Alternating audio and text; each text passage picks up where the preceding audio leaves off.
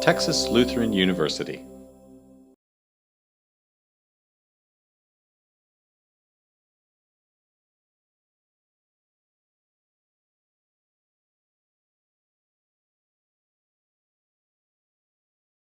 I thought it would be interesting to talk about the rise of sectarianism in the Second Commonwealth, but Professor Beck made me realize that not everyone knows what the Second Commonwealth is, so I'll take just a moment to share that. That's another way of saying the Second Temple period, which means that there was a first temple and a second temple in Jerusalem in Israel.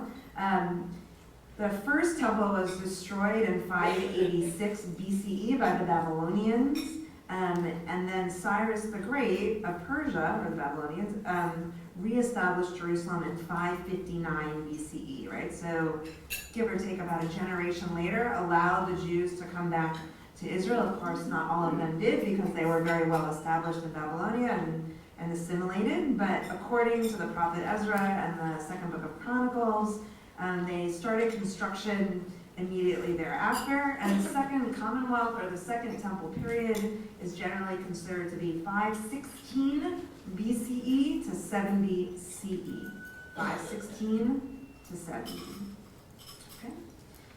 So during that Second Temple period, in the midst of it, Alexander the Great takes over the world, basically, right? And conquers and comes into the Near East around 334 BCE and conquers Palestine around 332 BCE.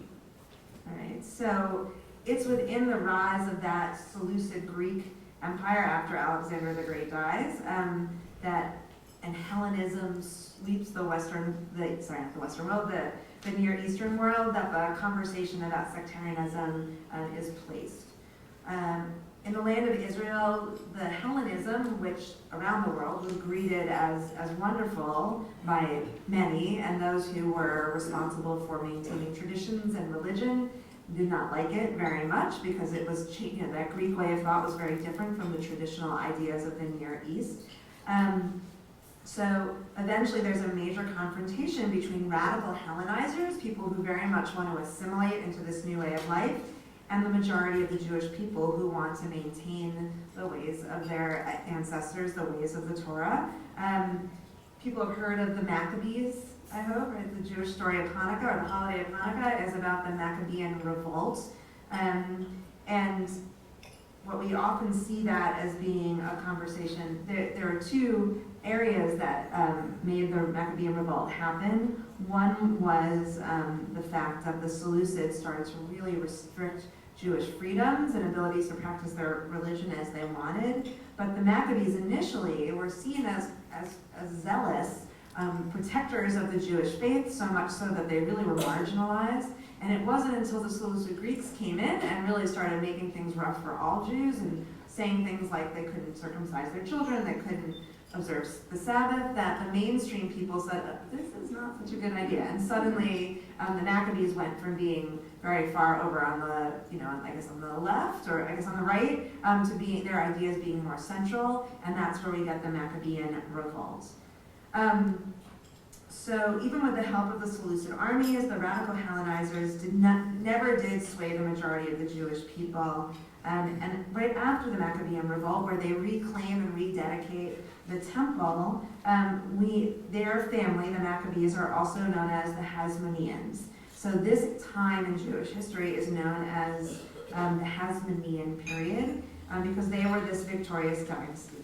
And this is a time of relative independence for Israel, mostly because we're seeing the sort of the eclipse of one empire and the rise of another. That's usually historically when Israel gets to be left alone and have a little independence for a while.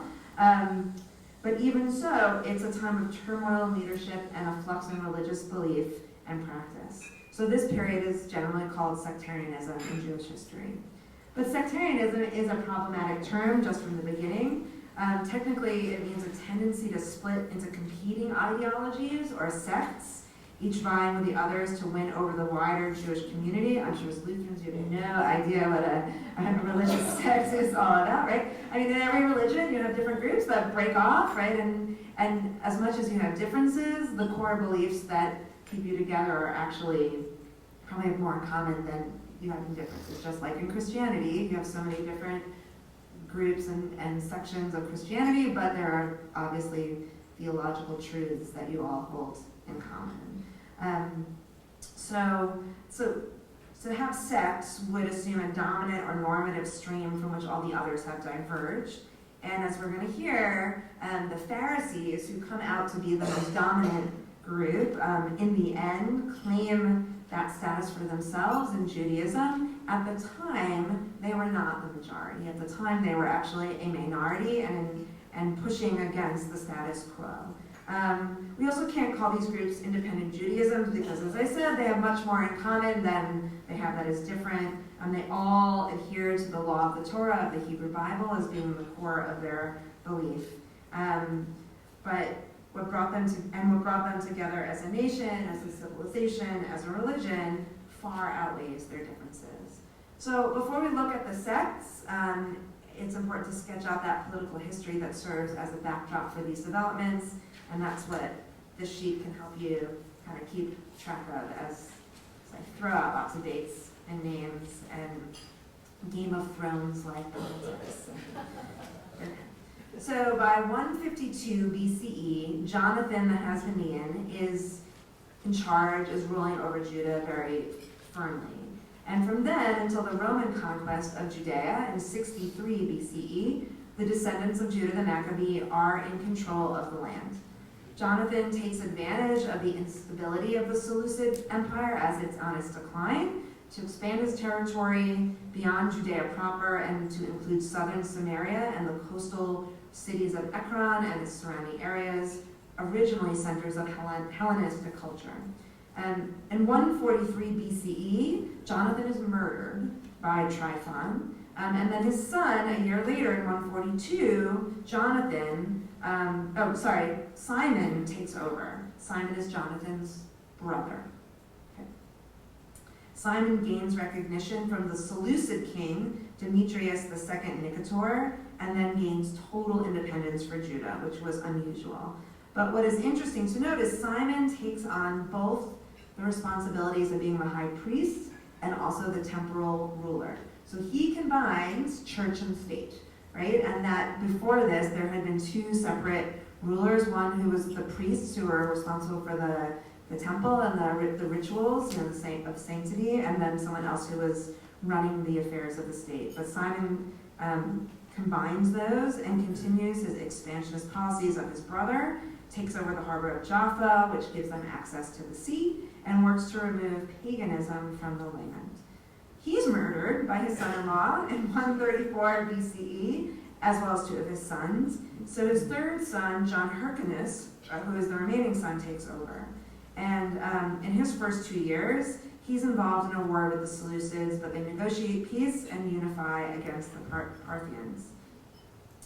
So when Antiochus, the Seleucid Greek Empire, so Antiochus VII dies in 129 BCE, that's the end of the Seleucid Empire, and John regains independence for the land of Israel. He dies in 104, and his son Aristobulus I succeeds him, but is king for just 1 year. He's corrupt and cruel, and he comes to an end. We don't know why, but a year later, after his death, his brother Alexander Janus comes to power and marries his brother's widow, Salome Alexandra. And you may have heard of her name. There have been operas and theater that has been created with her as the main character. So Alexander conquered the remaining cities in Palestine, expanding the borders of Judea to encompass the entire land of Israel. But while all this is going on, and you can see from the timeline, people are coming and going, getting killed and fighting for power very quickly, and while all that's happening, you still have the Hebrews, right? You've got these people who are living in the land and trying to figure themselves out. So think back to that main purpose of the Maccabees' fight. They wanted to fight against foreign domination, but against the Seleucids, but their true cause was to fight back against Hellenizing and the assimilation away from traditional Jewish practices to a more global kind of society. Their zealous struggle for religious purity, as I said, had only turned into a war of independence when the Seleucid Empire started to persecute the Jews. So the Hasmonean descendants of the Maccabees initially are fulfilling that same idea, but as they say, absolute power corrupts absolutely, and after a while, those very same people, or the ancestors of the people who had fought so desperately to keep away the Hellenizing influences, started to take on the trappings of the Hellenizing styles, whether it was coinage or diplomacy or bureaucracy. They saw what was good and helpful and how it could connect to other countries, and so they used that. So, as the Hasmoneans come to an end, they're winding up having to pay people to protect them, even though they were the ones who had initially freed the people and been able to rededicate the temple. So there are several reasons why people begin to oppose the Hasmoneans. First is that they had never made peace with the old-line Hellenizers among the landed aristocracy. So suddenly, even though they were Hellenizers, the people who they had been so harsh to earlier on didn't like them so much, right? So they couldn't look to them as friends and allies. They felt that they had been betrayed, and so they had no support there. The Pharisees, who we're going to learn about in a moment, opposed the fact that the Hasmoneans controlled both the civil and the religious affairs. They didn't think it was a good idea for one person to be responsible for both, right? We here in the United States have separation of church and state for a reason. They wanted the Hasmoneans to relinquish the high priesthood, particularly because they were not the proper high priestly lineage. Right? They had kind of come in, they were not as pure as the Pharisees thought they should be. And other groups thought, no, they're good as high priests, but they didn't want them to have the political power, right? So lots of different people upset with them for different ways. While Alexander Janus and his wife Salome Alexandra were able to navigate the tensions well, Hyrcanus II and Aristobulus II fought amongst themselves and were ineffective in dealing with them. And when the Romans ascend and play off those brothers, the Hasmonean dynasty comes to an end. So it's against this political backdrop that we see religious sectarianism play itself out. Even in biblical times, there was diversions in Israelite religion, but the issues were different. In biblical times, it was really about whether to worship only one God or whether to allow the Canaanite paganism to be part of the Jewish tradition, right? Have those individual gods, even if they were sub-gods, to be God. There were those who liked to try to get that in, but then, the authority was saying, all the book of Deuteronomy, basically, right? Only one God, and if you don't do that, you're going to be in some pretty big trouble. The Maccabees had come to power specifically because they would not tolerate any tinkering with that exclusive monotheism to which they so strongly adhered. But now, in this historical period, the debate has a new context. Everyone accepts that the Torah is the canonized authority, but how are you going to interpret it, right? Now there's going to be a difference of opinion of how you're going to make that play out in life. So we see interesting parallels in all religions today.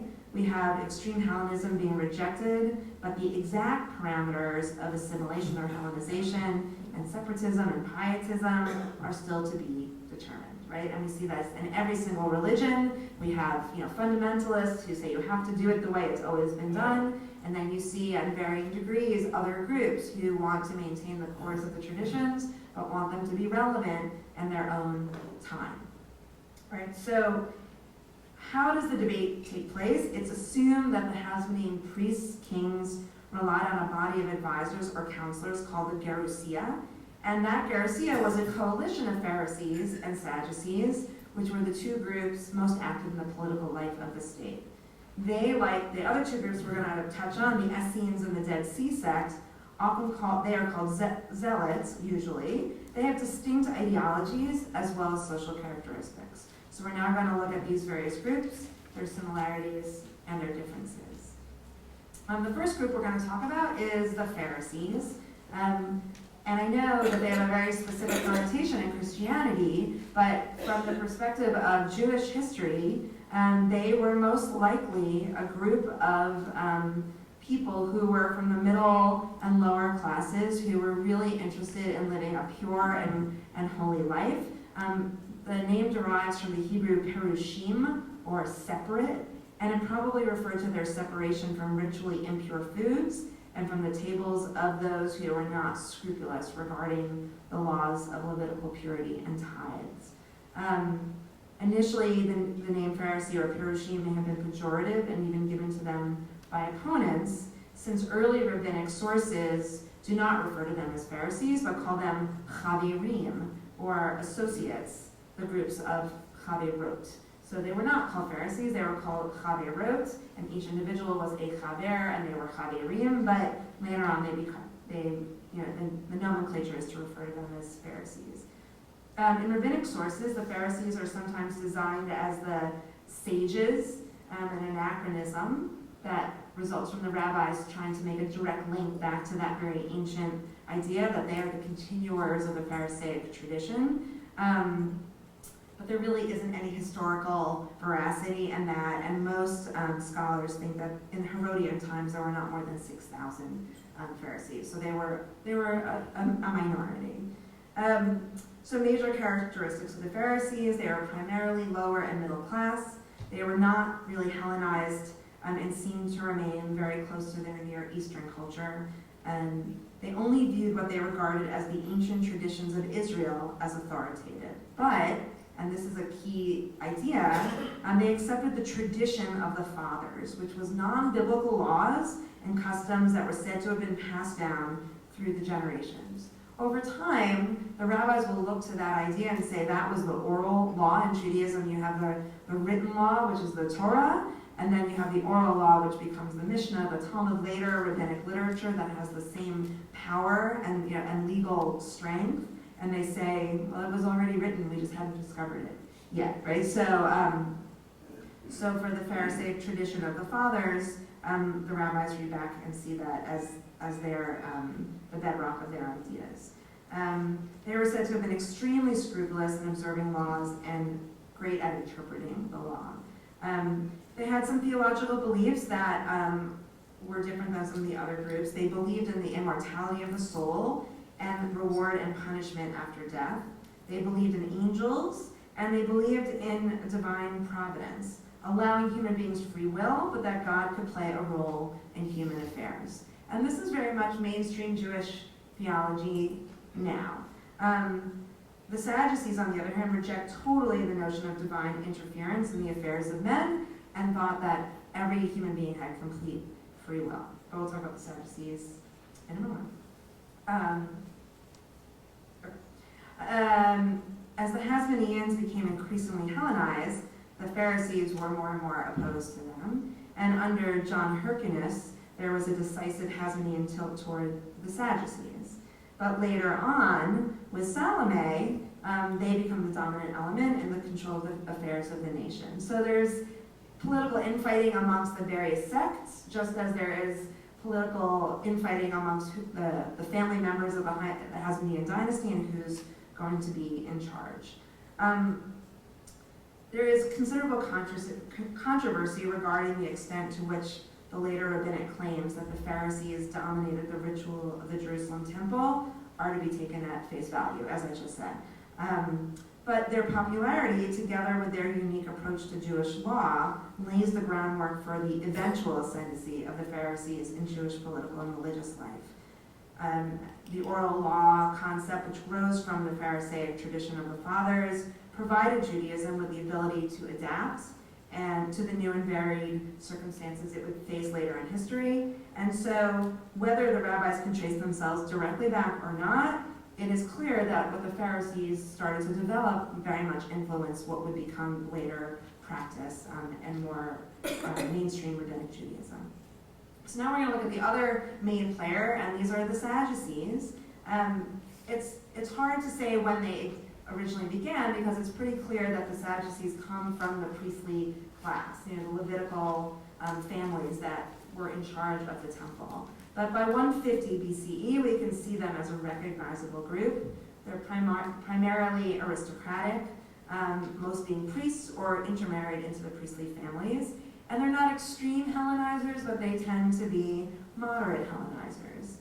Their primary loyalty is to Israel, the religion of Israel, but their culture is greatly influenced by the culture and environment that is surrounding them.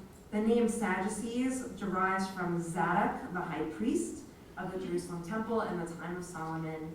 And the Zadokite family of high priests had served at the head of the priesthood from First Temple times, really up until the Hasmoneans took control of the high priesthood, except for when foreign worship was brought into the temple during the Second Temple times, right? And then the Maccabees got back the temple, right? So they weren't in charge of the temple when they didn't have access to the temple, but basically from the beginning until the Hasmoneans took over, the Zadokite family was always in charge.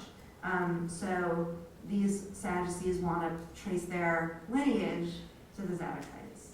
They reject the tradition of the fathers, which the Pharisees considered as law. And so later sources see them as rejecting oral law.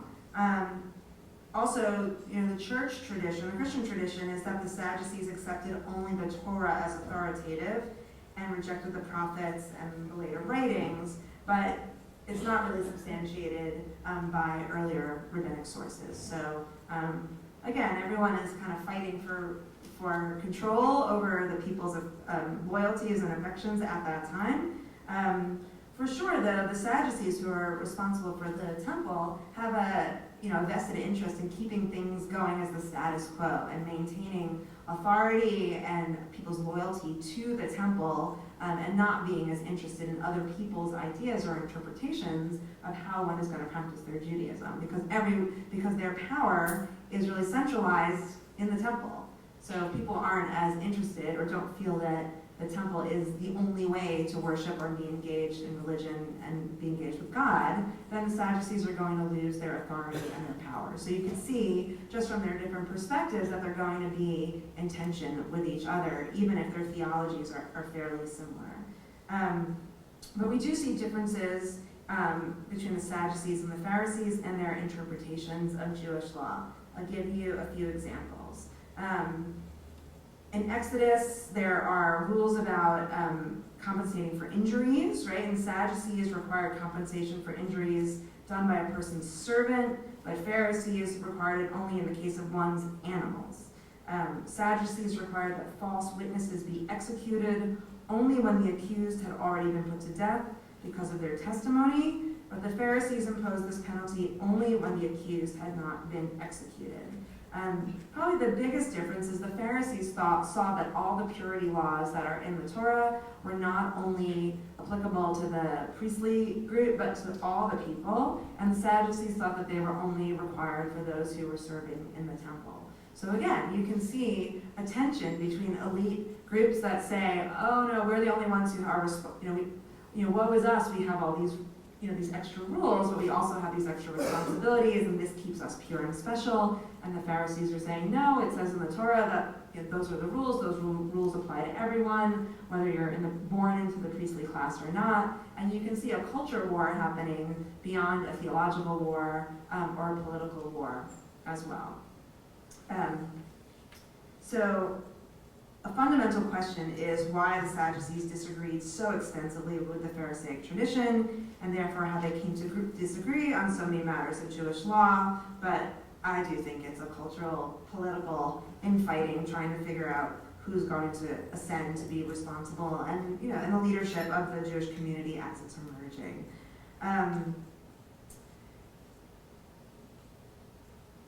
A letter discovered in the Dead Sea Scrolls have led scholars to conclude that the Sadducees had their own methods of biblical exegesis, of interpreting the text, which was different from the Pharisees. So it was not that they were just strict interpreters of the law and didn't leave for additional understandings. It's just that they had their own way of doing it, and it was different from the Pharisees. So the Sadducees deny the notion of reward and punishment after death. They deny the immortality of the soul. They did not believe in angels in the supernatural sense, though since they have the Torah and there are angels in the Torah, they had to at least acknowledge that, that they were there in some kind of way. And since, as I said, they believed that human beings had absolute free will, God does not exercise control over the affairs of humankind. some of the priests had been involved in the extreme Hellenization, leading to the Maccabean revolt, but most of the Sadducean lower clergy had remained loyal to the Torah and the ancestral ways of life. And in fact, we're going to talk about the Dead Sea sect in a little bit, but it's thought that some of the lower priests in the Sadducees group were so kind of disgusted with the Hellenizing that they decided to leave and probably form the body that eventually becomes the Dead Sea sect. They're unwilling to tolerate the replacement of the Zadokite high priests with a Hasmonean who took their place in 152. They disagree with the Jerusalem priesthood on many points of Jewish law. And so soon after the Hasmonean takeover of the high priesthood, it's thought that there was a small group who retires to Qumran on the shore of the Dead Sea to just kind of get away from all the stuff that's going on. The other moderately Hellenized Sadducees remain in Jerusalem, and they continue to be a key element in the Hasmonean aristocracy, supporting the priest kings and joining with the Pharisees and the Gerousia. When Salome turns so thoroughly to the Pharisees, the Sadducees suddenly they have a serious political setback. They regain power in the Herodian era, but when there's a revolt against Rome in 66 CE, they're the ones who actually start it by ending the daily sacrifice to the Roman Empire. The Roman Emperor. The Sadducean approach has a major impact on political and religious developments in the Judaism of the Second Temple period. Offshoots played a leading role in the formation of the Dead Sea sect, and there is some evidence that the Sadducean tradition influenced the Karaite sect, which was around in the 8th century. But otherwise, when the temple is destroyed in 70 CE, they cease to be a factor in Jewish history. There's no longer a sacrificial system, the power base of the temple is gone, and their strict constructionism, needing to follow only the Torah as the Torah is written, doesn't play well when there is no temple, and people have to figure out how to still worship God without all the physical rituals that had been present when the temple was standing. So the Pharisees and the Sadducees are the major participants in the Jewish religious and political affairs of Greco-Roman Palestine. Gradually, there's a shift in power from the priestly Sadducees to the learned Pharisees, and this goes hand in hand with the transition from the temple being the focus to the Torah, the Hebrew Bible, being the focus. But at the same time, a number of sects with apocalyptic and also ascetic tendencies, they're also coming to the fore, and they're part of the Palestinian Judaism as well. Some of these had a profound role in creating the backdrop against which Christianity will rise. Others encourage a messianic vision that leads to the Jews revolting against Rome 2 times. Others develop mystical ideas that become infused into rabbinical Judaism, but each group is very dedicated to its own interpretation of the Torah and associated teachings that it has received. So I want to talk much more briefly about the 2 other interrelated sects that existed, both gathered away from Jerusalem and the center of political and religious life. So they are very dedicated to themselves, but had less of an impact on what was going on with the various priest kings at the time. The first is the Essenes, and Josephus Flavius, who was a 1st century Roman Jewish scholar and historian, mentions them in his account of the reign of Jonathan the Hasmonean, which was 152 to 143 BCE, as part of a short description of the religious trends of the time. So the Essenes are noted for piety and a distinct theology. Since there are probably around 4,000 of them, they were scattered in communities throughout Palestine, but they avoided larger cities. Only men could enter the Essene sect, but children were educated in the way of the community, and it was a very hierarchical and strict system with a court that could expel you if you weren't following all the rules. There was a 2-year probation if you wanted to become a full-fledged member of their sect, and they also practiced sort of communism with their property. Once you entered the sect, you had to give up all of your personal property to the group, and then an elected official would administer the property for the good of all. They basically followed moderation and avoided luxury and eating and drinking and the clothing that they wore. And some Essenes were celibate, remember they're men, right? And others became celibate later on after they had had children, right? Because if they didn't have children, they would have no more Essenes. So some people had to have children, and others were able to be more priestly, I guess, and be celibate their whole lives. They began their days with prayer. They were ambivalent about the Jerusalem temple. They also do not believe in free will, but they studied the Bible and interpreted it allegorically. Their observance of the Sabbath was very strict, and they were reported to be experts on medicinal roots and the properties of stones and the healing powers, which they claim to have derived from ancient writings.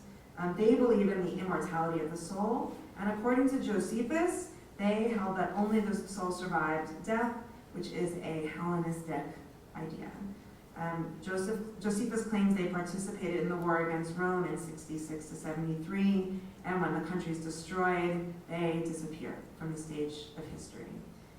The other sect, the Dead Sea sect, or the Qumran sect, is an ascetic sect, but it is also an apocalyptic movement, and they find themselves, they left because they felt Jerusalem and Judaism were corrupt, and as I said, they were probably Zadokite priests who were disgusted with the Hasmoneans and set up a refuge in Qumran. So they claim to have the only correct interpretation of the Torah, and they believe that the Messianic era was about to dawn. So to prepare, they lived according to the ways of the sect in a way that they thought was a life of purity and holiness at their center near the caves of Qumran on the shores of the Dead Sea. They had elaborate initiation period and procedure, like the Essenes, and they had prescribed systems of courts to deal with violations of their laws. They believed in the end of days that, as I said, it was going to dawn immediately. They thought that angels would defeat all the nations and the evildoers of Israel. 2 messiahs would appear. A Davidic messiah was to be the temple authority, the civil authority, and a priestly messiah descended from Aaron, who was to take charge of the restored sacrificial cult, would come as well. And they would both preside over a great messianic banquet. So you can see that this group was involved in some pretty non-mainstream ideas. They periodically would eat banquets of this kind to kind of practice for the final banquet. Unlike the Essenes, they're not celibate, and unlike most of the Jewish people who follow the Jewish calendar, which is a combination of the solar and the lunar calendar, they only follow the solar calendar.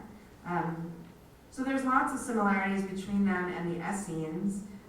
They both had a lot of initiation ceremonies and had a very pure way of life, but the Essenes are never mentioned in the Qumran scrolls. Only the sons of Zadok, which links them to the Sadducees, are mentioned. The Essenes do not have apocalyptic beliefs. The Dead Sea people are not celibate, but there are definitely some similarities in their teachings and their beliefs. Okay, so lots and lots of information, but I think with all these ideas, you can see that there was a lot of religious ferment during the Second Temple times in Palestine, and there are lots of competing political and religious ideologies. The destruction of the nation and its temple, and the loss of political independence and the Great Revolt of 66 to 73 CE pretty much decides the reality for most of them. The Sadducees, as I said, lose their power base when the temple is destroyed. The Essenes and the Dead Sea sectarians are decimated and their centers are destroyed. The apocalypticism has been discredited. So the only group that really remains are the Pharisees. And because their ideas of accommodation and interpretation, and also not having things only be about what family you're born into, but rather what you believe and how you practice your faith, really set the stage for what would become Rabbinic Judaism later on. So the story really ends with the destruction of the Second Temple, the failed Roman revolt. But for sure, these various sects have an influence on Judaism, on Christianity, on Karaitism, all these other faiths that really kind of, were floating around at the time. And and certainly the fighting between the Pharisees and Sadducees primarily led to what would become Rabbinic Judaism afterwards. So, questions?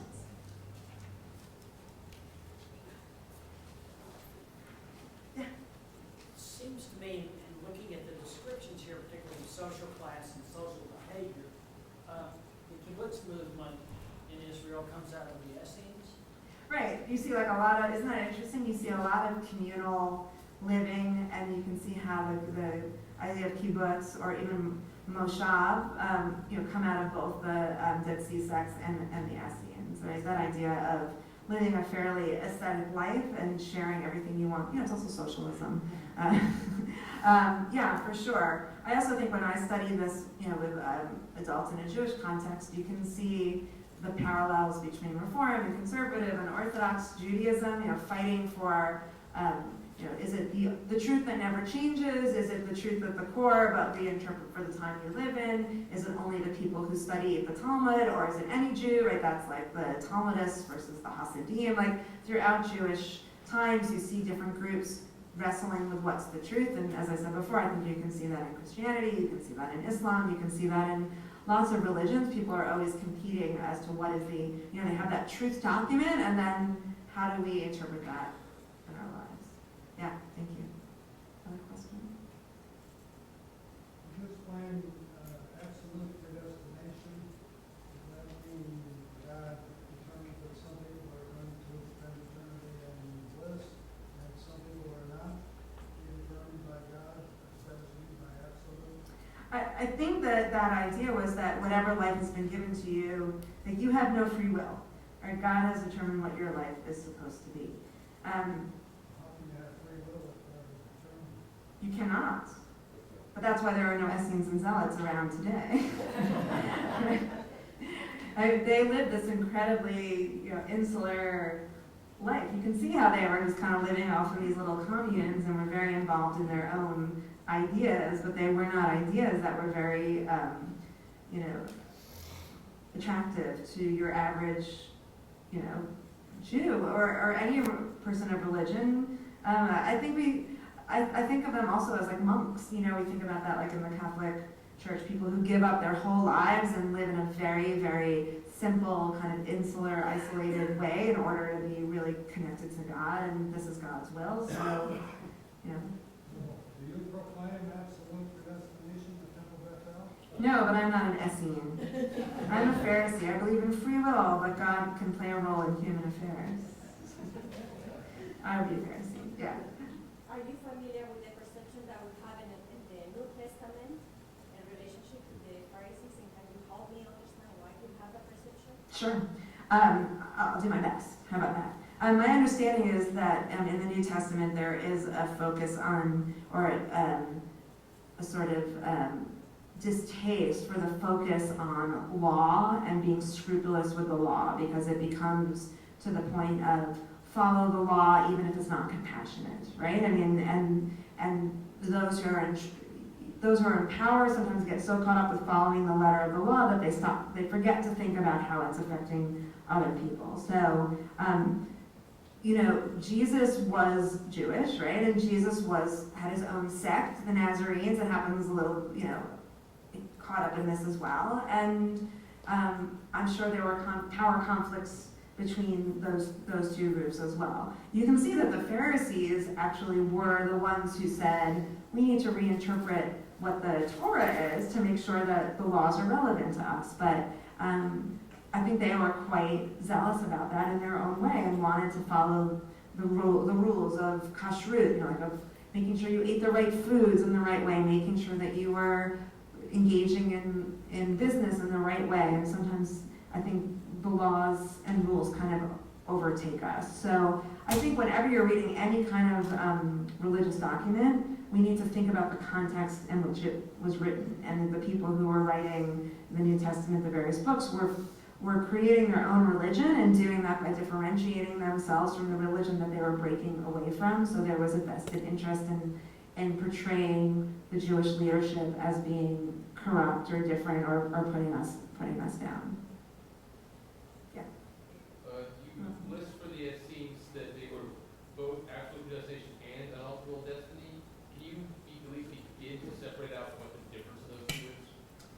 Not that well. I mean, I think they basically mean the same thing, which is, whatever your life has been is what it's going to be. Whatever God has preordained, and you can live a pure life, but that's just what's going to. But I think from their perspective, they thought that they were preordained to live this particular way. I don't think that they were despondent. I think they felt shored up by that idea, and when they lived in these very sort of sparse living, and they didn't have a lot of luxury, and they were living in this communal way, they did that because they felt like they were called specifically to do that. They were leaving away that corruption over there and trying to find a more pure way of living, and felt empowered by thinking that that was what God had preordained for them to do. Is that helpful? Okay. There's not a tremendous amount known about these groups. There's a lot more known about the Pharisees and Sadducees because they existed in sort of the mainstream political theater. Most of what we know about the Essenes and Zealots come from Josephus and come from Philo, who, Josephus, has anyone heard of Josephus before? And he's kind of like an interesting character. He's born as a Jewish person, was actually probably from the Sadducees. His family were a priestly class. He was in charge of some troops in the Galilee during the war against the Romans, and Vespasian captured him, and he defected and became Roman. So first he's a slave, and then he becomes freed, and then he really is sort of the historian of the Roman court. So he is teaching the Romans about the Jews and Judaism and shares what's going on. He's essential because he gives us a window. He actually wrote stuff down, so we can say, oh, that's what was happening then.